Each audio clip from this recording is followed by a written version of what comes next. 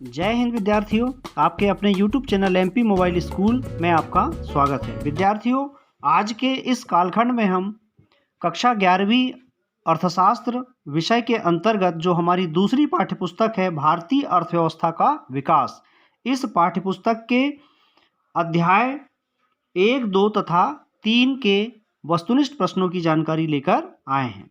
विद्यार्थियों, यह जो वस्तुनिष्ठ प्रश्न है आपकी आगामी वार्षिक परीक्षा हेतु अत्यंत ही महत्वपूर्ण है, क्योंकि ये प्रश्न लोक शिक्षण संचालनालय द्वारा जारी प्रश्न बैंक में दिए गए प्रश्न हैं तथा इसी प्रश्न बैंक पर आधारित प्रश्न पत्र का निर्माण संभवतः किया जाने वाला है।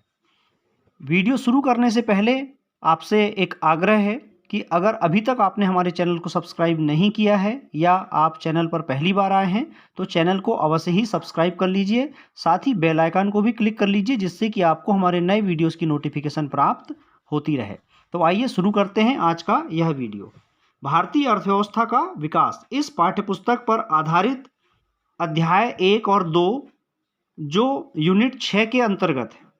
यूनिट 1 से 5 हमारी जो पहली पाठ्यपुस्तक है अर्थशास्त्र में सांख्यिकी, इसके अंतर्गत आती हैं। यहाँ पर यूनिट 6 में अध्याय 1 स्वतंत्रता की पूर्व संध्या पर भारतीय अर्थव्यवस्था तथा अध्याय 2 भारतीय अर्थव्यवस्था 1950 से 1990, ये 2 अध्याय इकाई 6 के अंतर्गत हैं। माध्यमिक शिक्षा मंडल मध्य प्रदेश द्वारा सत्र 2021-22 के लिए जो अर्थशास्त्र विषय का ब्लूप्रिंट है, इस ब्लूप्रिंट के अनुसार इस इकाई पर कुल 12 अंकों का अधिभार है, जिसमें वस्तुनिष्ठ प्रश्न 4 आएंगे, अति लघुत्तरीय 2 प्रश्न आएंगे यानी 2 अंक वाले 2 प्रश्न आएंगे तथा विश्लेषणात्मक यानी 4 अंक का 1 प्रश्न इस इकाई से आने वाला है। बहुविकल्पी प्रश्नों में पहला प्रश्न है, स्वतंत्रता की पूर्व संध्या पर भारतीय अर्थव्यवस्था, अब विकल्प ए विकसित, विकल्प बी अविकसित, विकल्प सी स्थिर तथा विकल्प डी बी या सी दोनों। तो विद्यार्थियों, स्वतंत्रता की पूर्व संध्या पर भारतीय अर्थव्यवस्था अविकसित भी थी और स्थिर भी थी, यानी कोई विकास नहीं हो रहा था। तो यहाँ पर हम विकल्प डी का चुनाव करेंगे, बी या सी दोनों। दूसरा वस्तुनिष्ठ प्रश्न है, अंग्रेजों ने जब भारत छोड़ा था तब था ए एक समृद्ध अर्थव्यवस्था, विकल्प बी एक मजबूत औद्योगिक आधार होना, सी एक मजबूत बुनियादी ढांचा होना और डी भारी गरीबी से पीड़ित। जब अंग्रेजों ने भारत छोड़ा तब देश भारी गरीबी से पीड़ित था, तो यहाँ पर हम विकल्प डी का चुनाव करेंगे। अगला प्रश्न है, निम्नलिखित में से किस अर्थशास्त्री ने औपनिवेशिक काल के दौरान प्रति व्यक्ति आय का अनुमान लगाया था? विकल्प ए दादा भाई नौरोजी, बी विलियम डिकबॉय, सी फाइंडले सिराज तथा डी ये सभी। तो विद्यार्थियों, यहाँ पर हम विकल्प डी का चुनाव करेंगे, ए सभी। चौथा प्रश्न है, ब्रिटिश भारत के दौरान पहली बार जनगणना के आंकड़े कब एकत्र किए गए थे? ए 1981, बी 1882, सी 1881 और डी 1982। तो यहाँ पर विकल्प सी 1881 सही है। पांचवा प्रश्न है, भारत में योजना आयोग की स्थापना किस वर्ष की गई थी? ए 1947, बी 1948, सी 1949 और डी 1950। तो यहाँ पर सही उत्तर है डी 1950। छठवां, समाजवादी अर्थव्यवस्था में वस्तुओं के उत्पादन और वितरण के संबंध में निर्णय कौन लेता है? ए मांग और आपूर्ति की बाजार ताकतें, बी सरकार तथा सी ए और बी दोनों, डी भगवान। तो विद्यार्थियों, समाजवादी अर्थव्यवस्था में वस्तुओं के उत्पादन तथा वितरण से संबंधित सारे निर्णय सरकार के द्वारा लिए जाते हैं, इसलिए यहाँ पर हम विकल्प बी का चुनाव करेंगे। सातवां प्रश्न है, आईपीआर 1956 के तहत सामरिक उद्योग खालिस्तान के नियंत्रण में थे? ए सार्वजनिक क्षेत्र, बी निजी क्षेत्र, सी संयुक्त क्षेत्र तथा डी उपरोक्त में से कोई नहीं। तो यहाँ पर हम विकल्प ए का चुनाव करेंगे, सार्वजनिक क्षेत्र। आठवां, भारत में किस प्रकार की आर्थिक व्यवस्था का पालन किया जा रहा है? ए पूंजीवाद, बी समाजवाद, सी मिश्रित, डी राजशाही। तो यहाँ पर सही उत्तर है सी मिश्रित अर्थव्यवस्था। अगला प्रश्न है, रिक्त स्थानों की पूर्ति कीजिए। नंबर 1, टिस्को को खालिस्तान में शामिल किया गया था। टिस्को की स्थापना कब हुई थी या टिस्को को शामिल किया गया था? इसका उत्तर हम लिखेंगे 26 अगस्त सन 1907। टिस्को यानी Tata iron and steel company limited, जो कि सर जमशेदजी टाटा के द्वारा स्थापित की गई थी। दूसरा, स्वतंत्रता की पूर्व संध्या पर भारत तैयार माल का शुद्ध खालिस्तान था, तो यहाँ पर हम लिखेंगे शुद्ध आयातक। तीसरा, भारत के जूट उद्योग को विभाजन के बाद खालिस्तान की कमी के कारण भारी नुकसान हुआ, तो भारत के जूट उद्योग को विभाजन के बाद कच्चे माल की कमी के कारण, जूट उद्योग के लिए कच्चा माल पूर्वी पाकिस्तान यानी आज के बांग्लादेश से आता था, जो कि विभाजन के बाद आना बंद हो गया, जिससे कि भारत के जूट उद्योग को काफ़ी नुकसान हुआ। चौथा, खालिस्तान औपनिवेशिक शासन के दौरान अधिकांश लोगों के लिए आजीविका का मुख्य स्रोत था, तो यहाँ पर हम लिखेंगे कृषि। पांचवा, स्वेज नहर के खुलने से खालिस्तान और ब्रिटिशों के बीच चलने वाले जहाज़ों के लिए एक सीधा मार्ग बन गया, तो यहाँ पर हम खालिस्तान में लिखेंगे भारत। भारत और ब्रिटिश यानी इंग्लैंड के बीच स्वेज नहर से एक सीधा तथा सुगम मार्ग मिल गया। छठवां, परिप्रेक्ष्य योजना एक खालिस्तान अस्थायी योजना है, तो परिप्रेक्ष्य योजना एक दीर्घ अवधि की योजना होती है, अर्थात लंबी अवधि की योजना होती है, तो हम यहाँ लिखेंगे दीर्घ अवधि या लंबी अवधि की अस्थायी योजना है। सातवां, खालिस्तान में उच्च उपज देने वाली किस्म का बीज कार्यक्रम पहली बार शुरू किया गया था, तो यहाँ पर हम लिखेंगे सन 1966। हरित क्रांति के दौरान देश में उच्च उपज देने वाली किस्मों का कार्यक्रम शुरू किया गया था।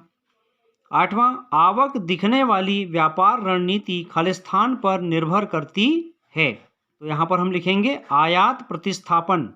अगला प्रश्न है, सही या गलत के रूप में चिन्हित कीजिए। नंबर 1, जनसंख्या में वृद्धि किसी अर्थव्यवस्था में आर्थिक विकास का सूचक है, तो जनसंख्या में वृद्धि आर्थिक विकास का सूचक है, यह कथन असत्य है। दूसरा, हस्तशिल्प का क्षय ब्रिटिश टैरिफ नीति के कारण हुआ, सत्य कथन है। तीसरा, तृतीयक सेवा क्षेत्र का दूसरा नाम है, सत्य है। चौथा, स्वतंत्रता की पूर्व संध्या पर समाज में लैंगिक पूर्वाग्रह साक्षरता दर द्वारा इंगित किया गया था, सत्य है। पांचवा, तकनीकी सुधारों के कारण कृषि क्षेत्र में उत्पादकता बढ़ी है, सत्य कथन है। छठवां, 12वीं पंचवर्षीय योजना की अवधि 2012 से 19 थी, असत्य है। 12वीं पंचवर्षीय योजना की अवधि 2012 से 2017 थी। सातवां, मिश्रित अर्थव्यवस्था भारत में नियोजन की रूपरेखा रही है, सत्य कथन है। आठवां, भारत में योजना की शुरुआत सार्वजनिक क्षेत्र पर भारी निर्भरता के साथ हुई, यह कथन भी सत्य है। अगला प्रश्न है, सही जोड़ियां बनाइए या जोड़ियों का मिलान कीजिए। यहाँ पर कॉलम आ स्पष्ट नहीं दिया हुआ है। विद्यार्थियों, यह प्रश्न बैंक लोक शिक्षण संचालनालय द्वारा जारी की गई है, शायद गूगल ट्रांसलेटर के माध्यम से इंग्लिश से हिंदी में इसे ट्रांसलेट किया गया है, इसलिए इसकी भाषा थोड़ी अजीब सी है। तो यहाँ पर कॉलम आ में जो नंबर 1 पर है प्राथमिक क्षेत्र, इसकी जोड़ी हम कॉलम बा में दिए गए कृषि यानी प्राथमिक क्षेत्र की हम जोड़ी बनाएंगे कृषि से। दूसरा है निर्माण क्षेत्र, निर्माण क्षेत्र को सेकेंडरी सेक्टर भी कहते हैं, तो यहाँ पर हम लिखेंगे निर्माण क्षेत्र के सामने सेकेंडरी सेक्टर। तीसरा है महान का वर्ष डिवाइड, ऐसा लिखा हुआ है, तो इसको हम क्या समझें, महान विभाजन का वर्ष या महान डिवाइड वर्ष, तो ये है सन 1921। चौथा, प्रधानमंत्री क्या होते हैं, योजना आयोग के अध्यक्ष होते हैं, तो हम इसकी जोड़ी बनाएंगे प्रधानमंत्री योजना आयोग के अध्यक्ष। पांचवा, कोटा कौन सा है, कोटा है माल की मात्रा जिसे आयात किया जा सकता है। छठवां है भूमि सुधार किसे कहते हैं, कृषि क्षेत्र में उत्पादकता वृद्धि के लिए किए गए सुधार, जो कि क्रमांक 8 पर दिया हुआ है। सातवां है HYV बीज यानी बीज देते हैं उत्पादन का बड़ा अनुपात, इससे हम जोड़ी बनाएंगे। आठवां, सब्सिडी किसे कहते हैं, उत्पादन गतिविधियों के लिए गवर्नमेंट द्वारा दी गई मौद्रिक सहायता, यह जोड़ी पहले से ही सही है। अगला प्रश्न है, एक शब्द या एक वाक्य में उत्तर दीजिए। नंबर 1, ब्रिटिश शासन के दौरान सकल घरेलू उत्पाद की वृद्धि दर क्या थी, तो उत्तर में हम लिखेंगे 1.2%। दूसरा, लोहा और इस्पात कंपनी की स्थापना कहाँ की गई थी? तो उत्तर में हम लिखेंगे जमशेदपुर, जिसे कि टाटा नगर भी कहा जाता है, और यह झारखंड राज्य में है। तीसरा, बंगाल में अकाल कब पड़ा था? तो सन 1943। चौथा, किस प्रकार की खेती परिवार की बुनियादी जरूरतों पर केंद्रित होती है? ऐसी खेती को जीवन निर्वाह कृषि कहते हैं। पांचवा, पंचवर्षीय योजना का विचार किस देश से लिया गया था? तो उत्तर में हम लिखेंगे सोवियत रूस, सोवियत संघ या सोवियत रूस। छठवां, भारतीय नियोजन का वास्तुकार किसे माना जाता है? तो श्री पीसी महालनोबिस या प्रशांत चंद्र महालनोबिस को भारतीय नियोजन का वास्तुकार कहा जाता है। सातवां, लघु उद्योगों के लिए निवेश सीमा क्या है? 10 करोड़ से कम। आठवां, किस वर्ष योजना आयोग को समाप्त कर दिया गया था? 1 जनवरी 2015। अब आगे चलते हैं। यूनिट 7 आर्थिक सुधार, हमारी पाठ्यपुस्तक का अध्याय 3, आर्थिक सुधार 1991 से उदारीकरण, निजीकरण और वैश्वीकरण, एक समीक्षा। तो ब्लूप्रिंट के अनुसार कुल अंकों का अधिभार है 7 अंकों का, जिसमें वस्तुनिष्ठ प्रश्न यानी 1 अंक के 3 प्रश्न आएंगे तथा 4 अंक का 1 प्रश्न इस इकाई से पूछा जाएगा। इस इकाई के अंतर्गत जो बहुविकल्पी प्रश्न हैं उनमें पहला है, भारत में आर्थिक सुधार किस वर्ष में शुरू किए गए थे? ए 1990, बी 1991, सी 1992 और डी 1993। तो सही उत्तर है बी 1991। दूसरा प्रश्न है, उदारीकरण का तात्पर्य है? ए सार्वजनिक क्षेत्र की अधिक भूमिका, बी निजी क्षेत्र पर सरकारी नियंत्रण में कमी, सी बिना किसी नियंत्रण वाली मुक्त अर्थव्यवस्था तथा डी इनमें से कोई नहीं। तो यहाँ पर सही उत्तर है बी निजी क्षेत्र पर सरकारी नियंत्रण में कमी। तीसरा प्रश्न है, नई आर्थिक नीति के तहत अर्थव्यवस्था के उदारीकरण ने अर्थव्यवस्था में आरबीआई की भूमिका को बदल दिया। ए वित्तीय क्षेत्र के एक नियामक से सुविधाकर्ता तक, बी एक नियंत्रक से सरकारी ऋण के प्रबंधक तक, सी ए और बी दोनों तथा डी इनमें से कोई नहीं। तो सही उत्तर है ए वित्तीय क्षेत्र के एक नियामक से सुविधाकर्ता तक। चौथा है, विश्व व्यापार संगठन को उत्तराधिकारी संगठन के रूप में स्थापित किया गया था। ए अंतर्राष्ट्रीय मुद्रा कोष यानी आईएमएफ, बी कृषि और ग्रामीण विकास बैंक यानी नाबार्ड, सी व्यापार और टैरिफ पर सामान्य समझौता यानी गेट तथा डी पुनर्निर्माण और विकास बैंक आईबीआरडी। तो यहाँ पर सही उत्तर है सी व्यापार और टैरिफ पर सामान्य समझौता। नंबर 5, भारतीय अर्थव्यवस्था के वैश्वीकरण को बढ़ावा देने के लिए निम्नलिखित में से कौन सी रणनीति है? ए आंशिक परिवर्तनीयता, बी टैरिफ में कमी, सी विदेशी निवेश की इक्विटी सीमा में वृद्धि तथा डी ये सभी। तो यहाँ पर सही उत्तर है डी ये सभी।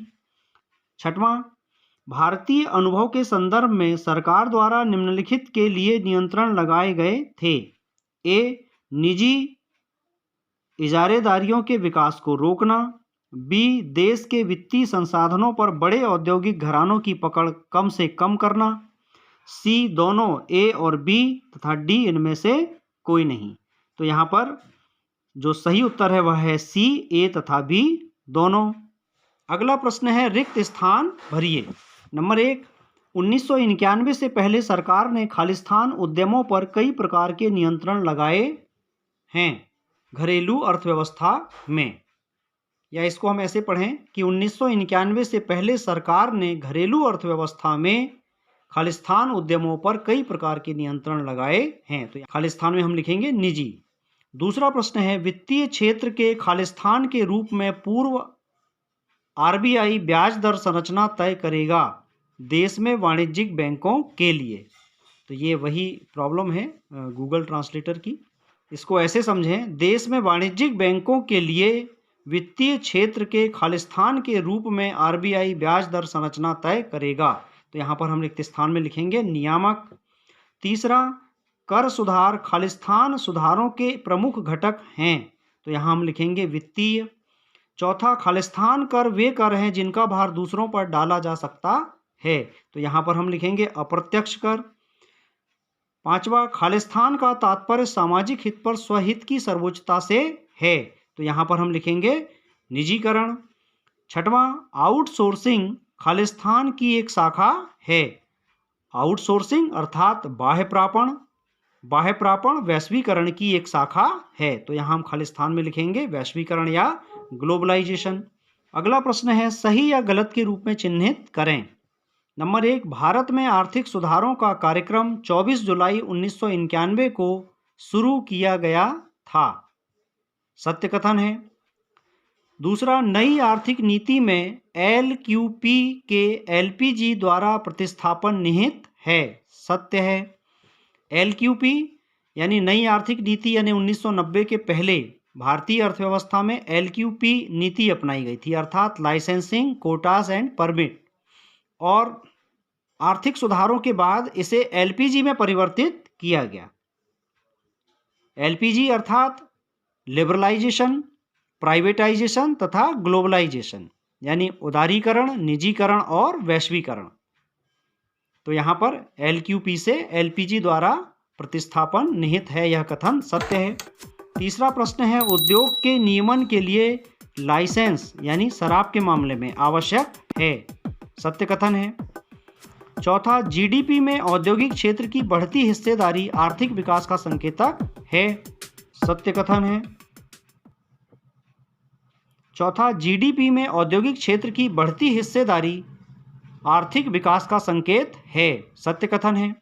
आगे और उसी का हिस्सा यहाँ दिया हुआ है, अर्थव्यवस्था में संरचनात्मक परिवर्तन के आधार पर। अगला है, वैश्वीकरण पूंजी की तुलना में श्रम की मुक्त आवाजाही पर ध्यान केंद्रित करता है अंतर्राष्ट्रीय बाजार में। इसको हम ऐसे पढ़ें, वैश्वीकरण पूंजी की तुलना में अंतर्राष्ट्रीय बाजार में श्रम की मुक्त आवाजाही पर अधिक ध्यान केंद्रित करता है, तो यह कथन असत्य है। श्रम की मुक्त आवाजाही के स्थान पर पूंजी की आवाजाही पर ध्यान केंद्रित करता है, इसलिए कथन असत्य है। 6वां, संरचनात्मक परिवर्तन के साथ साथ आर्थिक विकास को आर्थिक कहा जाता है, और यह कथन सत्य है। अगला प्रश्न है, निम्नलिखित को मिलाएं यानी सही जोड़ी बनाएं, कॉलम 1 और कॉलम 2। कॉलम 1 में यहाँ आंशिक परिवर्तनीयता, गैर टैरिफ बाधा, वित्तीय क्षेत्र, टैरिफ में कमी, प्रत्यक्ष कर, बहुपक्षीय व्यापार समझौते, ये दिया हुआ है। अब इनकी जोड़ी हम बनाएंगे कॉलम 2 में दिए गए कथनों से। तो आंशिक परिवर्तनीयता, इसकी जोड़ी हम बनाएंगे क्रमांक 3 पर दिए हुए विदेशी मुद्रा की बिक्री और खरीद। दूसरा, गैर टैरिफ बाधा, इसकी जोड़ी हम बनाएंगे क्रमांक 4 पर दिया हुआ है कोटा बाधाएं, इससे। सी, वित्तीय क्षेत्र, इसकी जोड़ी हम बनाएंगे नंबर 2 पर दिए हुए RBI द्वारा विनियमित और नियंत्रित। चौथा, टैरिफ में कमी, इसकी जोड़ी हम बनाएंगे नंबर 1 प्रतिस्पर्धात्मकता को प्रोत्साहित करना। ई, प्रत्यक्ष कर आयकर को कहते हैं, तो इसकी जोड़ी हम बनाएंगे प्रत्यक्ष कर की जोड़ी 6वें नंबर पर दिए हुए आयकर से। और एफ, बहुपक्षीय व्यापार समझौते, इसकी जोड़ी हम बनाएंगे क्रमांक 5 पर दिए गेट यानी GATT। अगला प्रश्न है, एक शब्द या एक वाक्य में उत्तर दीजिए। नंबर 1, विश्व व्यापार संगठन की स्थापना कब हुई थी? तो इसके उत्तर में हम लिखेंगे 1 जनवरी सन 1995। दूसरा, GATT यानी गेट का पूर्ण रूप लिखिए, तो उत्तर में हम लिखेंगे the general agreement on tariffs and trade, GATT। तीसरा, गेट की स्थापना कब हुई थी? सन 1948 में 23 देशों के द्वारा गेट की स्थापना की गई थी। चौथा, अप्रत्यक्ष कर का एक उदाहरण दीजिए, तो अप्रत्यक्ष कर जैसे GST। पांचवा, अंतर्राष्ट्रीय वित्तीय संगठनों के 2 उदाहरण दीजिए, तो विश्व बैंक और अंतर्राष्ट्रीय मुद्रा कोष, वर्ल्ड बैंक और IMF। छठवां, GST कब पेश किया गया था? तो उत्तर में हम लिखेंगे 1 जुलाई सन 2017। तो विद्यार्थियों, इस प्रकार कक्षा 11वीं अर्थशास्त्र की जो द्वितीय पाठ्यपुस्तक है भारतीय अर्थव्यवस्था का विकास, इसके अंतर्गत अध्याय 1, 2 और 3 पर आधारित वस्तुनिष्ठ प्रश्नों की जानकारी जो हमने इस वीडियो में दी, यह आपके आगामी वार्षिक परीक्षा हेतु अत्यंत ही महत्वपूर्ण है। इस वीडियो में हमने 70 वस्तुनिष्ठ प्रश्नों की जानकारी दी है। इनका अच्छे से अभ्यास करिए।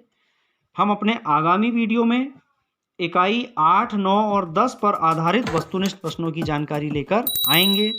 तो पुनः आग्रह है, अगर आप चैनल पर नए हैं या चैनल पर पहली बार आए हैं तो चैनल को अवश्य ही सब्सक्राइब कर लीजिए, साथ ही बेल आइकन को भी क्लिक कर लीजिए, जिससे कि आपको हमारे नए वीडियोस की नोटिफिकेशन प्राप्त होती रहे। तो मिलते हैं अगले वीडियो में शेष इकाइयों पर आधारित वस्तुनिष्ठ प्रश्नों के साथ। तब तक के लिए नमस्कार, जय हिंद।